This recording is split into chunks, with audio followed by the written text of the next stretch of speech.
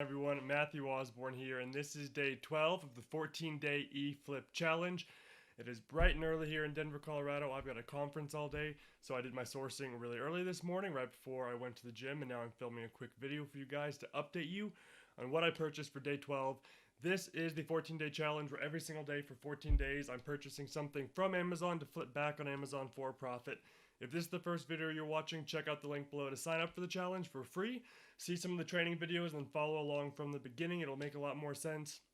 Today I'm going to walk you through what I purchased for day 12, why I purchased it, and then a book that I didn't purchase and why I did not purchase that book. So let's dive right in. You can see the keep a chart I have here on the screen.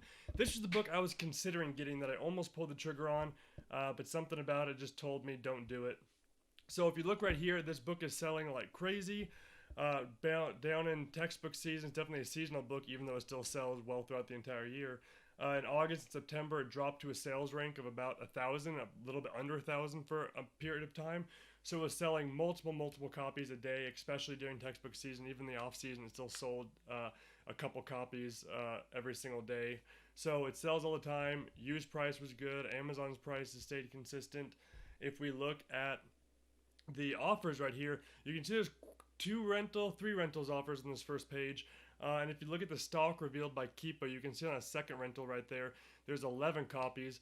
And then if you look at that used acceptable, the $29.91, which is the offer I was considering purchasing, they have 15 copies in stock, which, like I said before, that's something you want to take into account. But with a book that has this sales volume, those numbers don't scare me as much because it has the supply to support, has the demand to support that amount of supply and still keep the price steady as we saw in the last year. If we look at the other offers on this listing right after right after the $29 and $29 acceptable, it jumps to 47, 55, 59, and 70. So it keeps going up. There's another one of the 70 for 5 copies in stock. If we take a look at prime offers for this book, there's 4 right there in the $70 range. And one of those, I believe it was the bottom one. I don't think I took that screenshot of the bottom. The $76 one had 7 or 8 copies in stock. So this one wasn't going to be a good enough profit margin for the amount of risk it might entail. I still think if I purchased this $29 offer, maybe even a couple of copies, and came in right at that $70 mark, I probably could have sold them and sold them fairly quickly. But with the different copies there were, and the potential for the listing to tank in price, if the demand this season wasn't quite as high as last season, I didn't want to take that risk. I thought I could find something better to spend my money on for day 12. So even though I think this might have worked, I skipped out on this one because there's only going to be a 56% ROI anyways. So I didn't think that profit margin was worth that risk. So I'll show you what I did end up purchasing for day 12, and it is this book right here. As you can see, it's pretty consistent in sales. It's not crazy, but it stayed consistent. Amazon's coming on and off the listing, but the price is staying consistent, a little over $100. As you can see right here, even when the price goes up and the supply goes down and demand goes up, the price goes up, and the market supports it because it's still selling just as consistently in the periods where the price went well over $200 for a little bit, or well, right around $200 when Amazon went off the listing in April.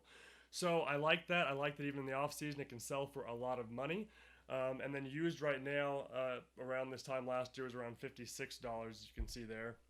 I had the opportunity to purchase a very good copy of this one for $14.98, which is a really good price considering the second one on the listing is $85.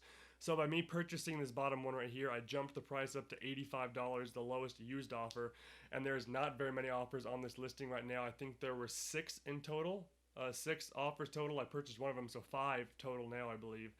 So as you can see right there, 85, 97, and then the first prime is $98. These are the 2 and only 2 prime offers on this listing, $98 and then $104 with only 1 left in stock. Amazon is not on this listing currently, which is a good thing. So if I list this book for even $90, which I have up right here on the screen, at $18.97 buy cost, that'll be a 263% ROI. I'm pretty sure I can get $90 for this book, considering the lowest merchant fulfilled right now is going to be $85. And so even if I get $90, 263%, I can drop that price significantly and still make a lot of money back.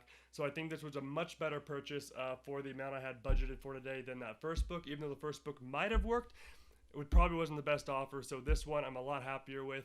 So when you guys are sourcing, don't feel the need to jump on every single book you find. If you have a budget of $30, $40, $50 a day, spend that money wisely. It doesn't take that long. It literally only took me probably 5 minutes to find this book and the first book.